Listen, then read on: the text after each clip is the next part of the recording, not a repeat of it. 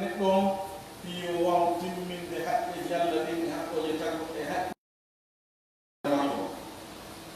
ino jeeya e timmode ka diine moftugol ka kala bange fiyake ngurnan neɗɗo on wondema ka diina no wattiire e koko wiyete jikku moƴƴo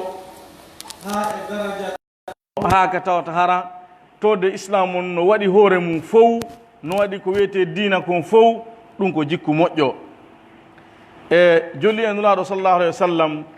kaɓe landano ko honnum woni bir ko honni woni isme bir ka haala arabu ko moƴƴere ɓe landa nulaaɗo ko honni woni moƴƴere ko honni woni bone ɓe maki ko woni bir ko husnul khuluq al birru husnul khuluq ɓe maki ko woni moƴƴere ko moƴƴugol jikku allah noon no jumli diina kan fof wi ka bir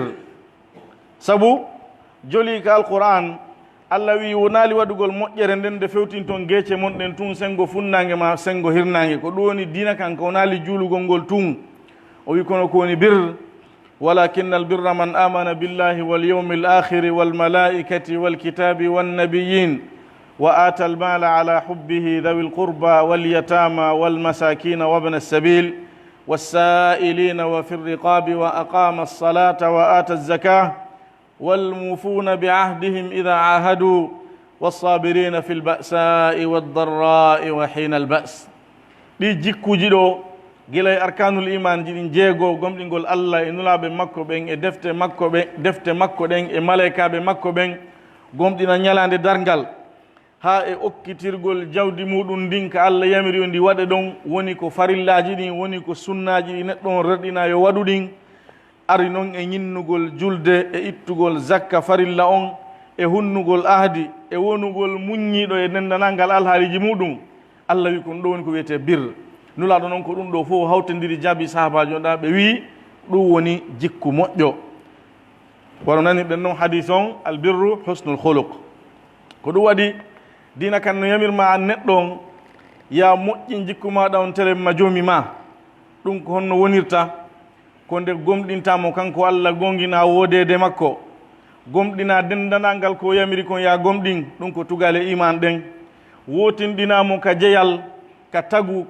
e ka laamagol wotinɗinamo ka dewal hara hay e hunde a waɗanta ɗum ɗo hay e goto askintinta ɗi piiji ɗo wotinɗinamo ka inɗe makko e ka sifaji makko hara a oñotako e majji a waylataɗi a innirtaɗi ko wonamo hara hay goto a waɗa naali haqqe allah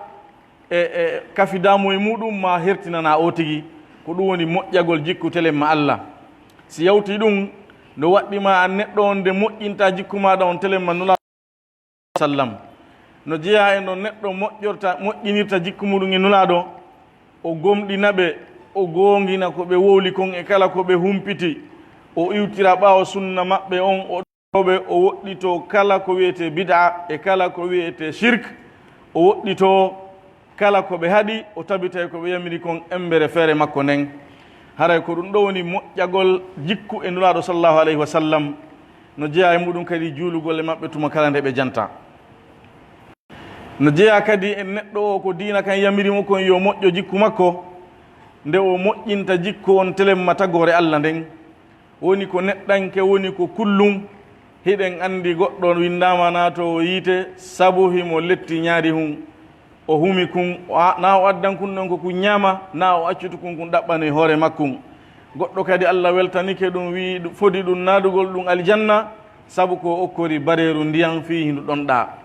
tawata ko neɗɗo waɗayno ɗo façon geddi ɗin fof kono sabu yurmede e moƴƴere jikku ko waɗi kon e on mummunte ɗon allah subahana taala on yurmiramo sabu ɗum ɓay ko yaajuɗo yurmede o yafanimo bakkatuji makko ɗin haray wona telemma yimɓe ɓen tun neɗɗo moƴƴoto jikku dendanalngal ko allah tagi kon woni ko mummunte woni ko leggal kala ko allah tagi a hana lorrugol hay hunde muɗum a hana ƴettugol hay hunde muɗum si wona yeru ko haton jinɗa yeru ko daginana ɗa haray noon o tigi ɓawnde woɗɗitade lorrugol tagu allah ngun wona ɗon tun dina kan nodduma nde waɗata moƴƴere maɓɓe okkoraɓe yurminaɓe wallitoɗaɓe hewtina e maɓɓe kala newende wawde iwrugol e maɗa hewtaɓe si woni la heɓal hay hunde muɗum awa lorra maɗa on kan jogoɗamo hara on ɗon hewtali ɓe ɓay ɗum ɗon hiɗa wawi haray ko ɗum woni diina kanko noddege muɗum e jikkuji moƴƴi ɗin. Jikku moƴƴon hino mofti kala sifa taweɗe tawaɗo ko labaɗo ka islam on sharil hakim on hino labinimo hino wi oɗo no laba e kala ko tawata haqqille hisuɗe ɗen tawɗe waylaka tawata hino tabitine Allah tagiri ɗum noon kala ko ɗen hakkille ɗon wi hino laba e kala ko sharia on labini ko ɗi piiji ɗo woni ko sharia o noddi e muɗum. ɗiɗo noon ɗiɗi ɗi lutodirta hakkille hisuɗe ɗen tabutuɗe ɗen eno tagirano wonɗe ɗen Allah fitra ɗe labinta si wona ko Allah subahana taala on labini kon ka sharia muɗum makko nula sa sallam labini kon ka sunna maɓɓe. hara ko ɗum joli e yoga e karamokoɓe kaɓe wi ko woni jikkojo ko waɗugol moƴƴere e jogagol bone muɗum on. ɓe raɓɓiɗini e ngol konngol ɗo tawata hino mofti kala ko goɗɗo wawi waɗude hara ɗum ɗon ko jikku moƴƴo mo jama o weltorta. haray noon ko ɗum waɗi sino mofti ka jikku moƴƴo kala gollal e kala konngol ko Allah subahana taala on yamiri ka diina makko woni ko hewre waɗɗingol woni ko e hoore yiɗugol ye waɗe wujuban aw istihbaban. no mofti kadi kala ko Allah haɗi ka diina yo waɗe woni ko e hoore harmingol woni ko e hoore añugol. hino jeeya e jikkuji ɗi l'islam noddiyenge muɗum kuɗol Allah e laɓɓinalngol mo dewal ngal e muñal e yondinare e hersa e nefinare e ɗoftagol mawɓe muɗum ɓen ɗiɗo jibinɓe ɗum ɓen moƴƴo e maɓɓe ɗigganaɓe e moƴƴagol e enɗam muɗum ɗan e kawtal muɗum ngal e dendanal ngal gollideteɓe muɗum. no jeeya e muɗum kadi wallitagol haton jinɗo jikkuji moƴƴiɗi hino ɗuuɗi ɗo ko misal tu wonɗen e waɗude. no jeeya e kadi ko islam noddi en e jikkuji woɗɗitagol sirko on e bida on woɗɗitagol janfa woɗɗito tooñe woɗɗito munkaratji ɗin pankareji e dendanal ngal añiniɗi ko islam on haɗi woɗɗito fenande woɗɗito ñameteji soɓuɗi e jaramji soɓuɗi e ko nanteta e sifa ɗi piiji ɗo ɗi annduɗen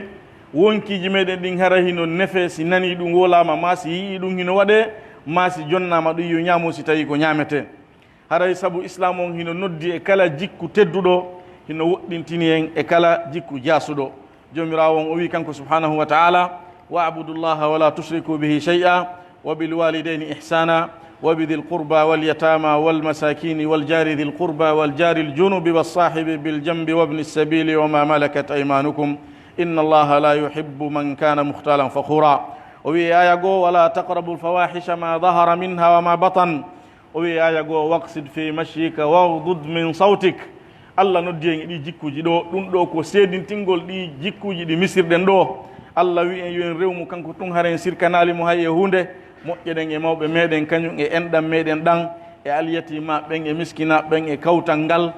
e gollidete ɓen e ɓiɓɓe laawol ɓen ɗum ko ɗi on sete ɓen e kala wonɗo e ley juuɗe maɗa woni ko gollowo woni ko ɓiɗɗo woni ko sonnajo. Allah wi o yiɗa on laatiɗo ko mawnintiniɗo wonduɗo e manti. ay o yamiri en ko moƴƴi o timminira ayaw haɗugol en ko boni saabu neɗɗo toñi wotuma o mawnintini. watti ɗum kadi Allah no haɗe en aya goo o wiwata en ɓatto dendanalngal piiji pankareji ɗin ɗi feeñiwo ɗi suuɗiwo o noddi kadi aya goo o wi en ya raɓɓinɗino yaadu maɗa ndu ya yaaru doyi ta yahu hiɗa ndiɓɓa hiɗa yaha e laawol ngol fof wasi ko an tu woni toon yiiɗo ma o selante an neɗɗo no hani yaarugol doyi o jolina kadi hito makko ngon hara o wonani sonkowo e hoore yimɓe sa fuɗɗi ke wolde mo ɓe udda e noppi. haɗa neɗɗo ko ni hani siforde alqur'ana no heewi tew sifade ayaje ɗo. nulaaɗo sallallahu alaihi wasallam ɓe wasino sahabajo maɓɓe ɓe makki ittaqillaha haythuma kunt wa atbi'i sayyi'ata alhasanata tamhuha wa khaliqi nnasa bi khuluqin hasan. ɓe makki hulu Allah nokku kala ka wonɗa e jokkintina kala bone arɗo e maɗa mo waɗaɗa an jokkintinira ɗum moƴƴere ɗum ɗon montidira e nder ton yoɓodira e nder ton ko moƴƴere wonanma e muɗum. ɓe makki jikkinoɗa e yimɓe ɓen jikku moƴƴo. dina kam fof no nder ɗo musidɓe julɓe haray neɗɗo o hino hani tabutugol e ɗi piiji ɗo e to o andari o humpitoɗi o woɗɗito kala koni diddu majji. o jikku moƴƴo towi fi muɗum mawni ha sharia o hittini fi ɗum moƴƴa waɗi yowidiri e muɗum moƴƴireji heewɗi. no jeeya e muɗum wondema jikku moƴƴo ko sabu ɓantagol darjaji ka Allah. nulaɗo maki sallallahu alayhi wa sallam jiya ɗon gomɗin ɗon hino hewta marta o juulde sabu jikku makko moƴƴo on. sabu jikkuma moƴƴo on Allah no okkore joddi hoorowo ñalorma haranga hoora o okkore joddi juulowo jemma haranga hiɗa waali hiɗa ɗani. ɗum ɗo no jeeya e nafoore nde goɗɗo heɓata e jikku moƴƴo. no jeeya e muɗum nulaɗo sallah sallam hino ƴettanma garanti an neɗɗon sa moƴƴini jikku maɗa on heɓoygol suudu ko aljanna ɓurɗo towude. nulaɗo maki sallallahu alih w sallam ana zaimun bi baytin fi ala aljannati liman hasuna khuluquhu ɓe maki min komi garan komi fawtaniɗo e suudu ka dow aljanna fi ala aljanna ka ɓuri towde ɗon e aljanna on wonande on moƴƴuɗo jikku muɗum no jeeya e nafooreji moƴƴugol jikku wondema no wona sabu neɗɗo on heɓa giggol nulaaɗo sallah sallam taw nulaaɗo no yiɗuma nulaaɗo ɓe maaki inna ahabbakum ilayya wa aqrabakum minni majlisan yawma alqiyamati ahasinukum akhlaqa ɓe maaki tabiti ko ɓura yiɗede e an e moɗon komi ɓuri yiɗude e moɗon ko ɓuri talan kadi ɓattade ka aljanna ñande dargal ko no jeeya e nafooreji moƴƴugol jikku wondema hino jeeya eko ɓuri mawn eko ɓurata teddinde pesirɗe neɗɗo ñande dargal moƴƴi makko ɗin nulaaɗo maaki ma min cheyin athqal fi misani l abdi yawma alqiyama min husni l khuluq ɓe maki ala hay e hunde nde hino teddina balance neɗɗo on peesigal makko ngal ñande dargal ha hewta jikku moƴƴo no jeeya e nafooreji muɗum wonde ko sabu daɗugol yiite heɓa aljanna nulaɗo maki on accata mi yewta on ko hombo woni on mo yiita ngen harmani e fillaye goo ko hombo woni on harman ɗo yiite ngen sabaɓe mi wi nulaɗo yewte men nulaɗo maki ko kala on newiɗo de welɗo fii ko ɗo woni mo yiita ngen harmani ko ɗo woni harman ɗo yiite ngen an e yiite ngen o ɓe moɗon harmani o e ko ɗo woni on yiidata on haynodirta haray musidɓe julɓe jeeyaɓe allah o jikku moƴƴo himmika dina ha wano andirɗen noon allah ko ɗoni ko mantirinulaɗon sallah sallam na ɗuɗugol dewal na wakkilagol e dawa on pellettilenulaɗo no siforno ɗum men kono allah ko o jikku moƴƴo ɗo mantirinulaɗo wi'imo wa innaka la ala khuluqin adim haray mantiri ɗum kadi sahabaɓe nulaɗo ɓe radiallahu anhum allah wiɓe koɓe ruhamau baynahum koɓe yurmodirɓe hakkudeji maɓɓe ko saabu ko o jikku moƴƴo ko hitti kon nulaɗo sa sallam hittinno fimu ɓe tinni fi ɗum ka wonki maɓɓe ha ɗum wonani ɓe e mboodi wonani ɓe tabi'a wayi wasi ko noon ɓe jibinira ɗi jikkuli moƴƴi ɗi ɓe sifitorno ɓe elti wonki maɓɓe kimɓe tabite majji ha ɗum wani ɓe wo fofango e artirango ha ɓe ɓuri neɓudude ɓen ɓe ɓuri wondude ɓen siforiɓe jikkuji nanten ɗin ɗo joni khadija radiallahu anha o wi no nulaɗo o wi wallahi allah hersintama allah jasintama o addi fi honnu o wi saabu hiɗa jokka en ɗan hiɗa gonga e yewtere hiɗa wallito hato jinɗo hiɗa teddina koɗo hiɗa yurmina jama on hiɗa tambitoɓe ɗum ɗo noon koko islam fuɗɗi tun ni islam ko fuɗɗi tun har islam o heɓal hay balɗe ɗuɗɗe saabu koko wahyo fuɗɗi arde nulaɗo no maapi hunde heeri ari maɓɓe ɓe huulita taw ko halakuye khadija no wallintinde ɓe ɓernde nden mantiri ɓe ɗi sifaji ɗo ɗiɗo no andama ɗiɗo na e nder islam on ɓe jikkiniɗi ko fewdo jahili aɗo ɓe onde annabijo hara ko ni neɗɗo hani sifitorde ko ɗum aicha radiallahu anha ɓeydi o landama jikku nulaɗo on ɓawa nulaɗo sa sallam o juutinali ko konngol gotol o wi jikku nulaɗo on laatino ko alqur'ana on kana khuluquhu alqur'an haray koye hoore ɗo nulaɗo sa sallam wuuri ɓe ne'i mofteɗen e ɗum ɓe noddi e ɗum ɓe dogi e ɗum ɓe yangi e ɗum ha allah ƴettiti ɓe hoore muɗum o moƴƴere jikku ko jantiɗen ɗo ha ɓe howi dawa maɓɓe on fof ɓe mooɓimo fof makko e moƴƴingol jikkuji ɗin ɓe maaki min dey komi nulira ko fi yomi timmun jikkuji moƴƴi ɗin haray o jikku moƴƴo hakke ko himmune nulaɗo sa sallam ɗum no laatino ko ɓe du'otono ɓe torotono allah subhanahu wa taala ɓe wiyayno allahumma hdini li ahsani l akhlaq la yahdi li ahsaniha illa ant wasrif anni sayyi'aha la yasrifu anni sayyi'aha illa ant weyno allah jomirawo mi torkema fewnan e jikkuji moƴƴi ɗin fewnata e majji si wona an ko an tu wawi ɗum mi torkema ittu e an heedan woɗɗintinami e jikkuji bonɗi ɗin waɗata ɗum kadi si wona an ko an tu wawi waɗude barakallahu li wa lakum fi lqur'ani wa sunna ونفعني وإياكم بما فيهما من الآيات والبينات والحكمة أقول قولي هذا وأستغفر الله لي ولكم ولسائر المسلمين من كل ذنب وخطيئة فاستغفروه إنه هو الغفور الرحيم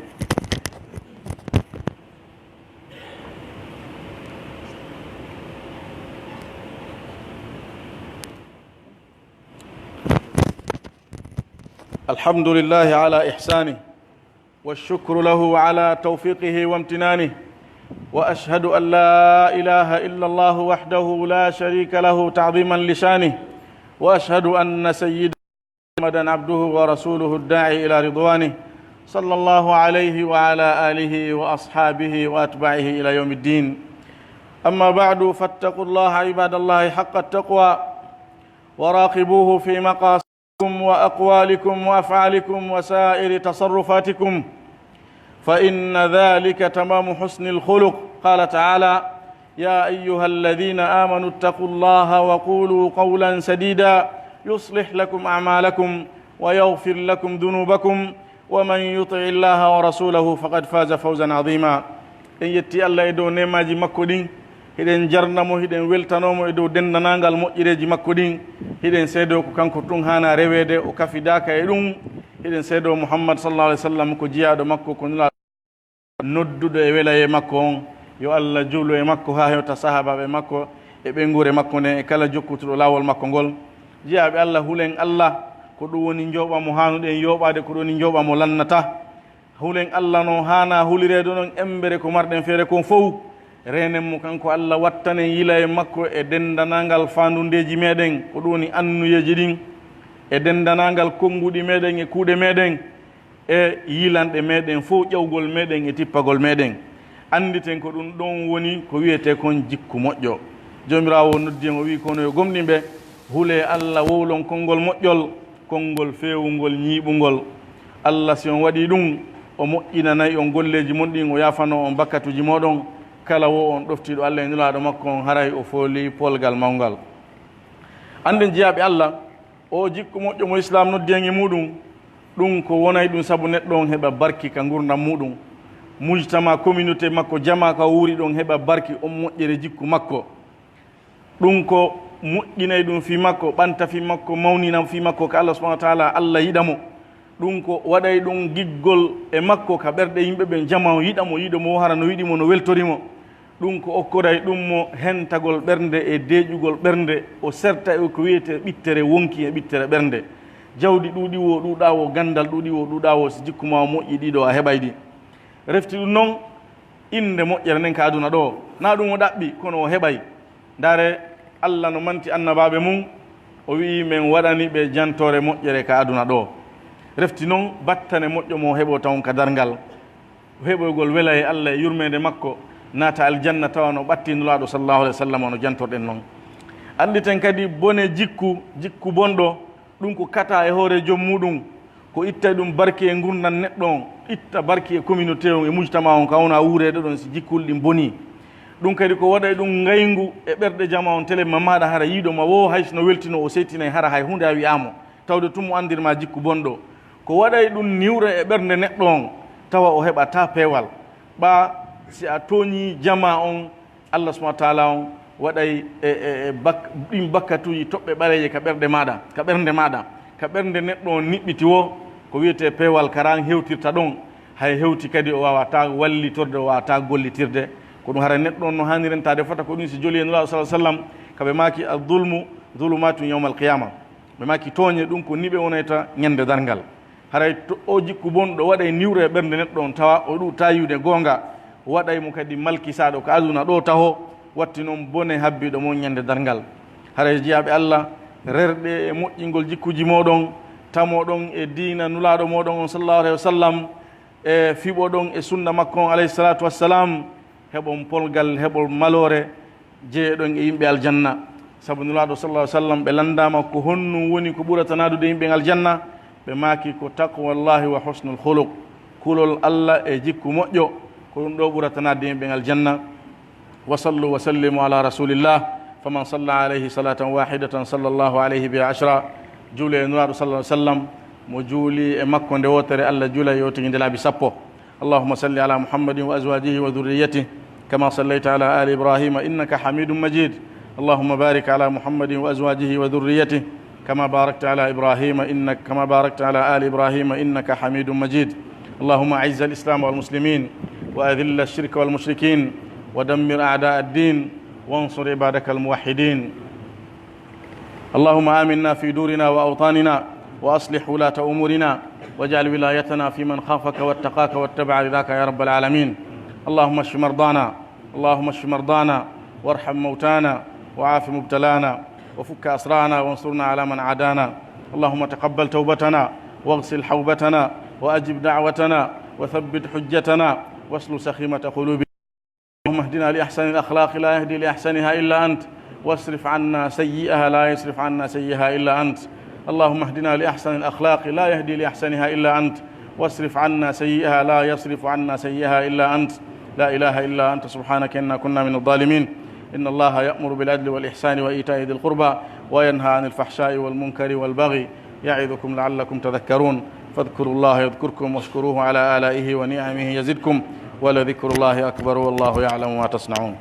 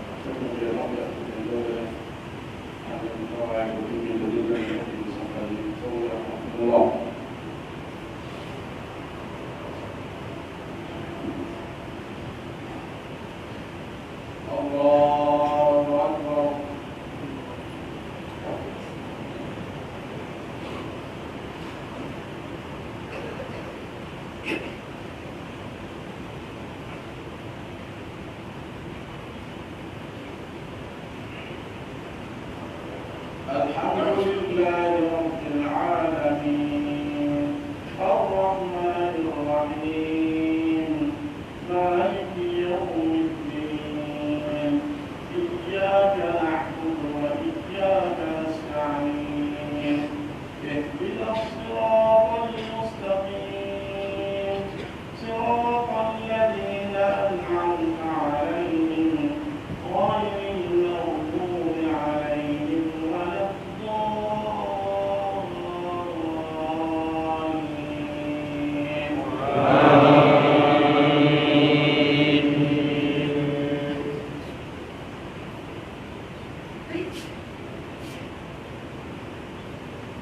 أرأيت الذي يكذب بالدين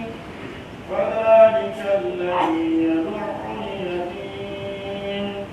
ولا يحض على طعام المسكين فويل للمصلين الذين هم عن صلاتهم ساهون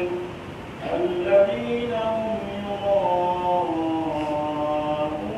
ويمنعون الماعون. الله أكبر.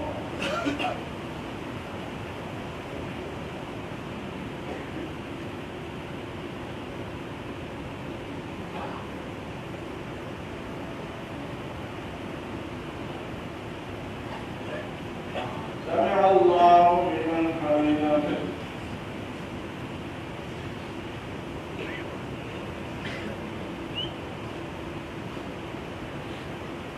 الله أكبر.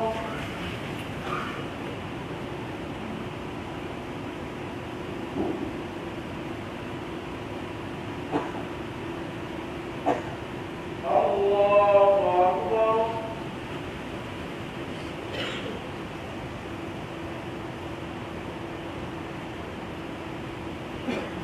الله أكبر.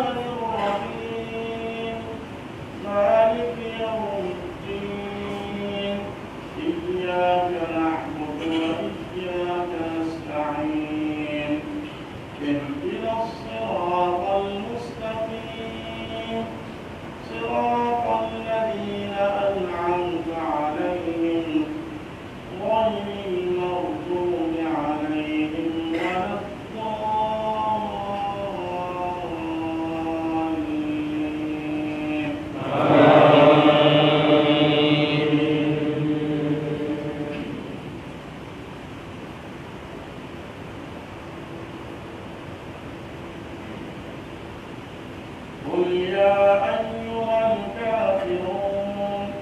لا أعبد ما تعبدون ولا أنتم عابدون ما أعبد ولا أنا عابد ما عبدتم ولا أنتم عابدون ما أعبد لكم دينكم ولي دين. الله أكبر.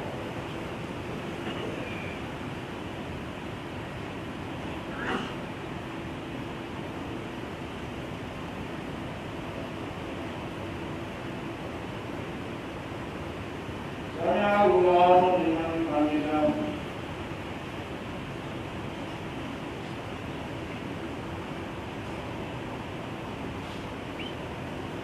الله أكبر.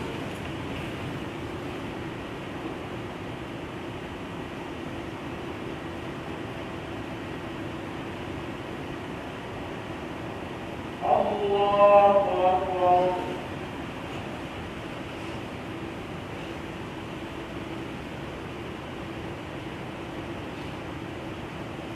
الله أكبر.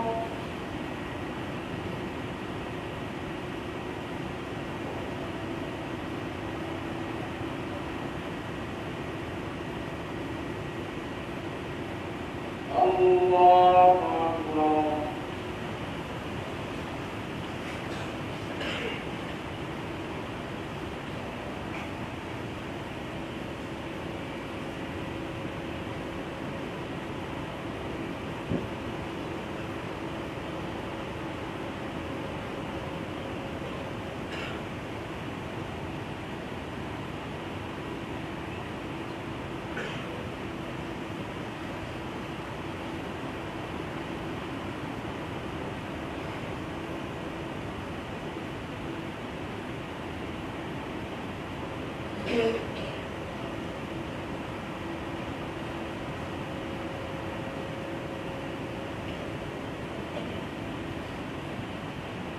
السلام عليكم ورحمة الله.